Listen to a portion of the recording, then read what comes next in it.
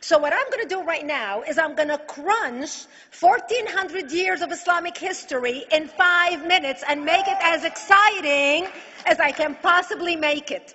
Because I hated history when I was a little girl. At this age, I appreciate history. And now I understand why they say, those who don't learn from history are doomed to repeat it. In order for you to understand why Western civilization is very different than the Islamic world, you need to understand the history of Islam. When Prophet Muhammad supposedly revealed his revelation from the angel Gabriel that he is supposed to be the last of the prophets in the early 600s, he started preaching in his own city, Mecca. He tried to recruit friends and followers to be able to spread his religion. And he tried for 12 years and failed. And after 12 years, he was only able to recruit his immediate family and friends. So he decided, if I go to Medina, which was the Jewish hub of Arabia, the business hub where the Jews lived, if I go there and preach my religion to them, if they accept me, that will buy me respect and stature between my own people, and they will accept me. So Prophet Muhammad started borrowing a lot from the Old Testament to make his religion more palatable to the Jews, to make it a lot similar. This is why you see a lot of similarities between Judaism and Islam. For example, Jews don't eat pigs, Muslims don't eat pigs. Jews pray a few times a day, Muslims pray a few times a day. Jews fast on Yom Kippur, Muslims fast on Ramadan. And this is why you started seeing a lot of good writing in the beginning of the Quran when Prophet Muhammad was saying all the good things about the people of the book. He took his message and went to Medina trying to recruit the Jews, talking about the people of the book, talking about how similar the two religions are. When they refused to accept him and follow him as the last of the prophet, that's when he turned against them and started killing them and started expelling them. That's when Islam went from a spiritual movement for the first 12 years of Islam into a political movement cloaked in religion after the year of the Hijrah, after Muhammad went to Medina and the Jews did not accept him. He became a military warrior and declared war on them and started expelling them. Jews and Christians became dhimmi, or second-class citizens. They were only allowed to stay alive and not be killed only by paying the jizya or the protection tax. So they had a choice: convert to Islam, or if you want to stay alive, you have to pay the jizya or protection tax, living as dhimmi in the Islamic nation. Christians and Jews could not ring church bells. Jews could not blow the shofar. Christians could not ring church bells. They could not pray publicly. Christians and Jews could not gather together and build new churches or new temples. And the way they paid the jizya or the protection tax was in a monthly ceremony where they would get together downtown and the Jew would kneel on his knee and hand his goods to the mullah, who would take the goods as the price for buying the protection. And in many areas, Jews and Christians were given necklaces to wear as a receipt that they paid their jizya or their protection tax. Jews considered najis under Islam. Najis is bodily fluid. Najis is garbage. Najis is dogs. Najis is dirty. So Christians and Jews were treated as second-class citizens. Islam continued to grow. As Islam grew, more people became dhimmi or second-class citizens. Jews and Christians were given identifiable clothing. The yellow star, which was given to the Jews that most people think is a German invention.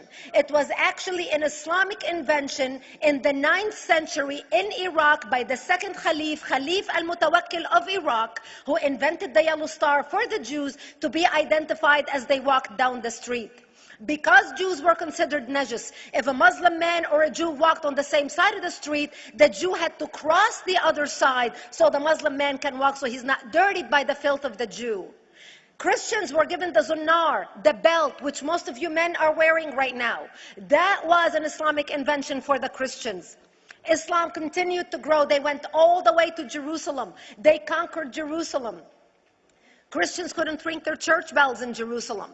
The Pope in Rome in 1090 told the Christians, how could you sit idly by and allow your brethren to suffer like this in the Holy Land? You need to go liberate the Christians. You need to go help the Christians. That's why the Crusaders were launched. The Crusaders were not launched because they just felt like waking up in the morning and going and converting a bunch of Muslims or beheading them. The Crusaders were launched to liberate Jerusalem. And they were able to liberate Jerusalem for less than 100 years before Salah ad-Din al-Ayyubi, Saladin, took it back, and Jerusalem remained under Islamic control until 1967, when the State of Israel liberated Jerusalem, where Christians, Jews, and Muslims could pray under the same sky.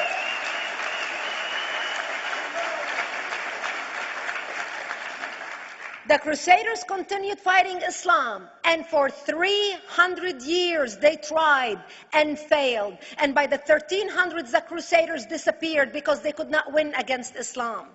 Islam continued to expand. They went all the way to Central Europe. They went all the way to China. They went to India. They conquered Spain. They changed the name of Spain from Spain to Andalusia. And they started, as they advanced, as they conquered more nations, more people paid the jizya, or the protection tax. And this is how the Islamic Empire grew. It went all the way until they was stopped at the gates of Vienna on 9/11. 9/11 is not a date that Osama bin Laden just picked out of a hat. 9/11 is a symbolic date in the Islamic calendar. By the 1600s, Islam had covered more of the earth's surface than the Roman Empire did at its peak. Between the 1600s and the 1800s, the Europeans were experiencing the European Industrial Revolution, where the Europeans were able to invent products on factory lines, where they are able to make money and sell products, which gave them the money to build a strong army in order to fight the Muslims. And that's how they were able to stop them at the gates of Vienna on 9/11. The Europeans started the pushback against Islam. They pushed them out of Europe. They pushed them out of all the way to the Middle East and North Africa. By 1924, the Islamic Empire ended. In 1924, the Islamic Caliphate ended in Turkey by President Ataturk, who was a secularist. He ended the Islamic Empire, and he gave women rights to vote. He gave women a right to an education, a right to work, a right to choose a husband. He forbid women from wearing the hijab. He forbid men from wearing the beard. The Muslims hate him so much that they consider him a Jewish agent, because they believe that his mother in her bloodline was Jewish, and that was the influence on Ataturk. By the time the Islamic Empire, or the Islamic Caliphate, or the Islamic State ended in 1924, the Islamic Caliphate had existed for 1400 years, and it ended less than 100 years ago. By the time the Islamic Caliphate ended in 1924, 270 million people around the world were killed by Islam. 270 million. And we didn't have weapons of mass destruction, and there was nuclear weapons. All of these people were killed, butchered by the sword. The people in the world, less than 100 years ago, how many people knew this history? Please raise your hand. We in America have failed to educate our children about history. We in America failed to educate our population about history. Our children in high school, you take any 17, 16-year-old kid, 18-year-old kid, and ask them about World War II. They can't even tell you what happened in World War II. For them, it's ancient history, and we still have our World War II veteran walking among us. That's how little we know of history. Islam ended in 1924, the Caliphate. People thought the Caliphate will never be resurrected. The Caliphate will never come back. But two things happened in the Middle East in the last century that made the Islamists be able to resurrect the Caliphate. Number one is the discovery of oil in Saudi Arabia, which we were able to discover and were stupid enough to allow them to nationalize it. And the number two that happened was Ayatollah Khomeini coming to power in 1979. That gave the Islamists the money and also the spiritual covering in order to explode on the world stage. And people say, oh, well, the Wahhabis exported their Wahhabi radical religion. The Wahhabis are the name of Wahhab. They're not a different sect of Islam. They follow the authentic preaching of Prophet Muhammad, the way Prophet Muhammad lived and practiced his religion. This is why neither you or me or any infidel can step a foot in Mecca, because as far as they're concerned, we are filth. And as infidels, we're not allowed to step a foot, not President Obama and not anybody else.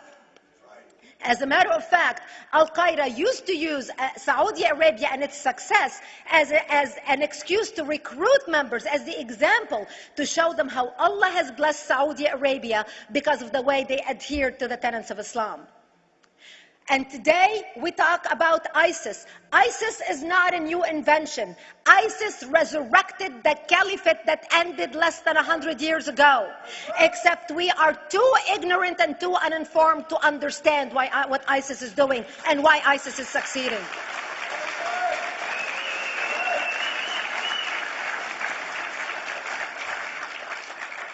Two things you need to understand about Islam and the principles of war in Islam. One is the law of taqiyya, which means lying and deception. It means that a Muslim man can lay his hand on the Quran and swear that he is telling the truth, knowing that he is lying, but also knowing that the Quran will forgive him because he is advancing the cause of Islam. The second thing you need to know about is that the Treaty of Al-Hudaybiyah, which is an Islamic principle of war and a model on how to deceive your enemy when you have to sign peace treaties with your enemy. And it is based on an example by Prophet Muhammad. Prophet Muhammad was attacking the Meccans and their caravans when he was living in Medina. One day he attacked them because this is how he got the goodies. He would attack them, rob them, and spread the goodies among his men. And this is how he was able to recruit, because this is how people made money without working. And so he attacked the Meccan caravans. When he realized he's not able to defeat the Meccans in that city of Al-Hudaybiyah, in that place, he signed a 10-year treaty with them. Does that sound familiar? A 10-year treaty with them that says he will not attack them, he will have peace with them, he will not declare war on them. Muhammad used the treaty for 2 years to build his military, strengthen his army, and when he realized he was strong enough to attack his enemies when they least expected it, because they thought they had a peace treaty with Muhammad, he broke the treaty, attacked them 2 years later, and Mecca fell within 24 hours because they were not expecting the attack. And that became a principle of war in Islam.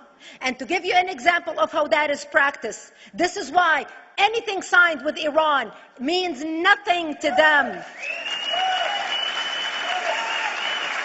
And to give you an example of how this law has been put to use in recent history, Yasser Arafat, who's not an Islamist, but he is a Muslim, met with the Israelis and signed the Oslo Accord in 1993. Remember all the handshaking at the lawn of the White House?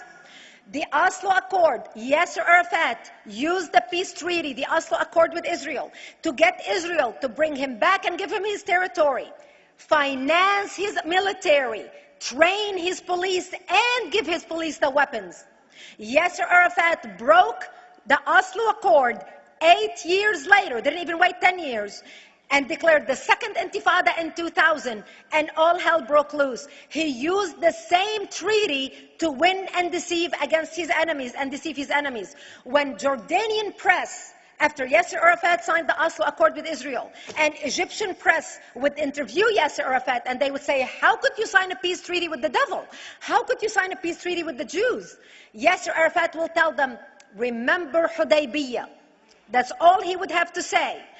The whole Muslim world knew exactly what Yasser Arafat was talking about. We in the West and the Jews in Israel, it was over their heads. Nobody understood what Hudaybiyah was referring to. And this is the type of deception that we are dealing with. So when Iran signs a peace treaty with the United States for 10 years, they are using us as useful idiots, as gullible, ignorant people who are signing a peace treaty with the devil in order for Iran to continue her thing.